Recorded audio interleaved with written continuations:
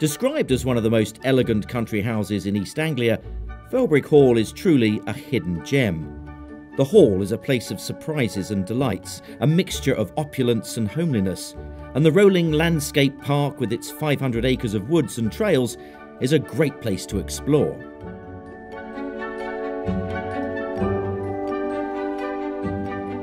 The last squire of Felbrigg Hall died in 1969 and left the house, its contents and the entire estate to the National Trust. And so today we can go in and discover the history and the delights that this house holds for every visitor.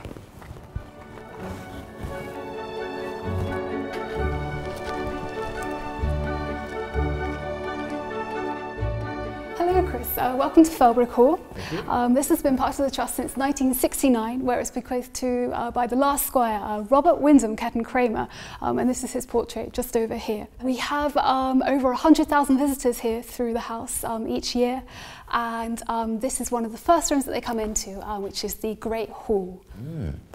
That's quite magnificent, isn't it? What are these structures on the ceiling? These are made to look like plaster, but fortunately they are made out of wood. William Howell Wyndham was very inspired coming back from the Grand Tour. He loved Italy, and I think he came back and was very much inspired by what he had seen. The stained glass in this room come from mainly St Peter Mancroft's Church in Norwich, and a lot of them actually date back as far as the 16th century as well, early 16th century. In the mid-19th century, an interesting story that took place here was that one of the owners, unfortunately called Mad Wyndham, fell in love with a local courtesan, Agnes Willoughby. His uncle was greatly concerned at the amount of money that he was spending on her, and also the amount of money he was spending in general, and he was worried that he would lose his inheritance. And so this provoked a large court case to check the sanity of Mad Wyndham, but he was actually declared sane. However, he had to pay over £20,000 for the fees, and therefore he lost the estate, and the estate went to some rich merchants, up-and-coming merchants from Norwich, and they were the Kettons.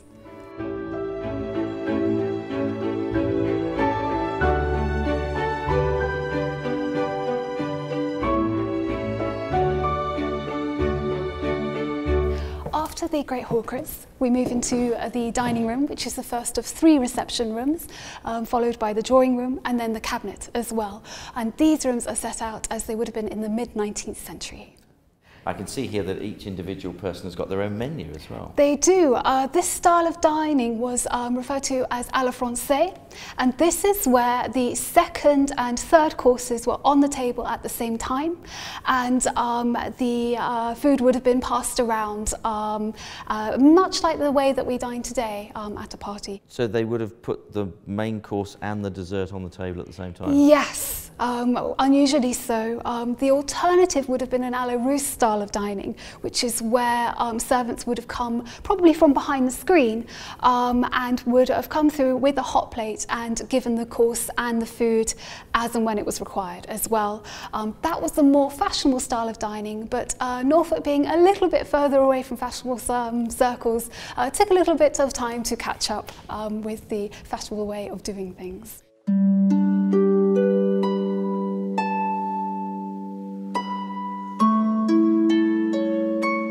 Through into the drawing room, one of the larger reception rooms on the ground floor.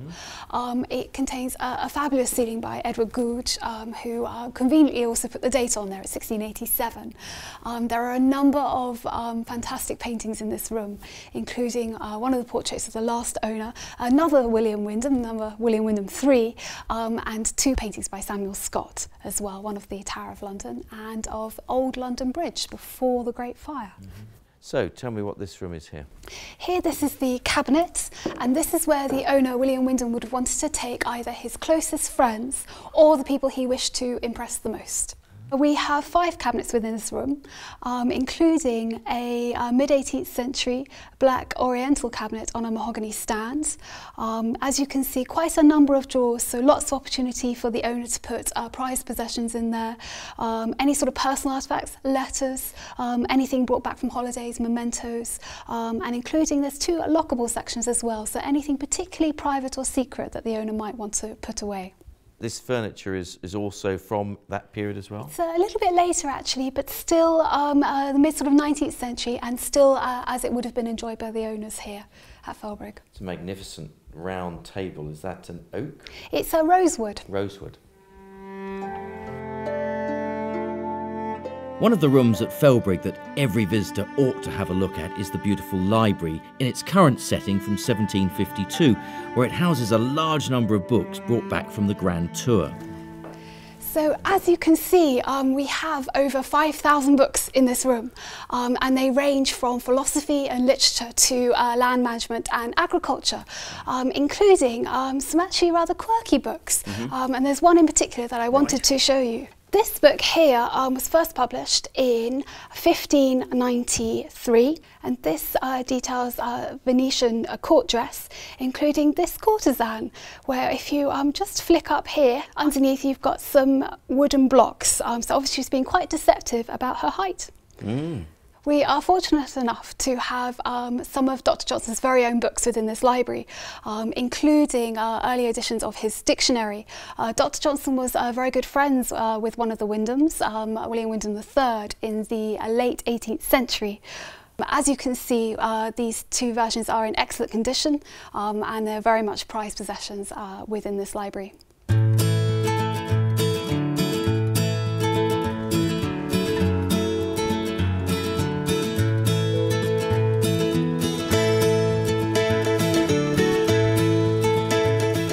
So Richard, you've been involved in quite a few projects here, and you're taking me down to see one now?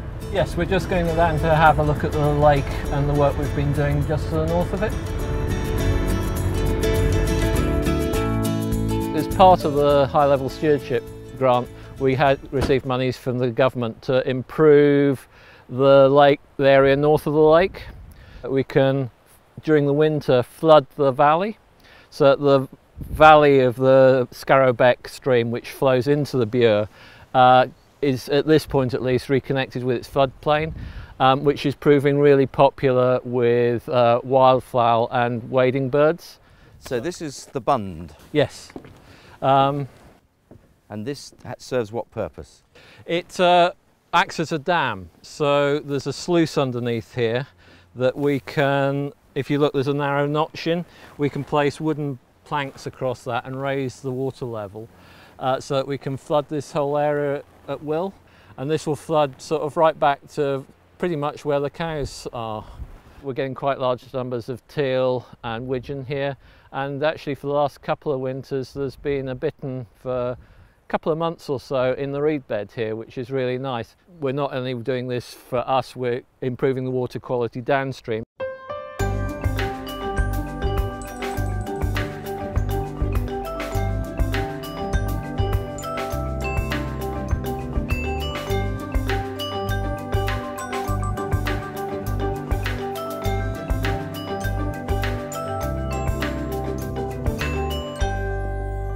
Gardening is definitely a 365-day of the year process. This time of year is almost the easy time of year because it's the simple stuff, it's weeding, it's pleasurable stuff. I actually find weeding enjoyable. There's lots of weeding, deadheading, planting, grass cutting, hedge clipping, fruit pruning. It's a wide variety of work. In the winter is when we do all our hard work. In the winter is when we do project work, like we've had a new rose garden that we put in. We do things like repair the paths, we prepare all the borders. We put about 100 tonnes of mulch down every single year. So the hard work is actually all through the winter, and unless we've actually got a couple of feet of snow, we're actually in the garden all year round. I've been here now for about 13 years, and over that period we've pretty much revamped the whole garden. This kitchen garden that we're standing in right now was mostly fruit trees and long grass. So all of the kitchen garden has pretty much been put in by us. We've done a succession of winter projects over the years. Each winter we do different projects, so we've worked our way around all of the borders. We've extended the herb border, we've introduced a ribbon border, we've done a hop border, and in the main sort of more ornamental part of the garden, we've completely redone the borders. So the borders have been, the old plants were all taken out and have all been replanted, and they've been replanted in a way that kind of kind of reflected the spirit of the place, in the sense that the Kettons who lived in this house on this property in the 19th century were very experimental with planting and plants. Because there's a very small area of formal garden around the house, they used the wall garden as an extension of their pleasure ground, which is really quite unusual. So we had some really exotic plants in here, and we took that theme and we've kind of run with it. So in parts of our garden, you see plants that you normally see in places like Tresco, or you see down in the West Country. They're very unusual for up here. So we've had an enormous amount of fun in the garden, which is rare for a National Trust garden, because quite often it's about history, integrity and maintaining that. Here we've had a lot more freedom, and it's been good for us because we can reflect current trends. For example, not using pesticides, using modern varieties of vegetables that people can see and then grow at home, and responding to climate change, although what climate change means has changed over the last 13 years, but we've gone for a lot of drought tolerant plants and maybe slightly more tender plants that you wouldn't normally expect to see up here. So it's given us a great deal of freedom, really.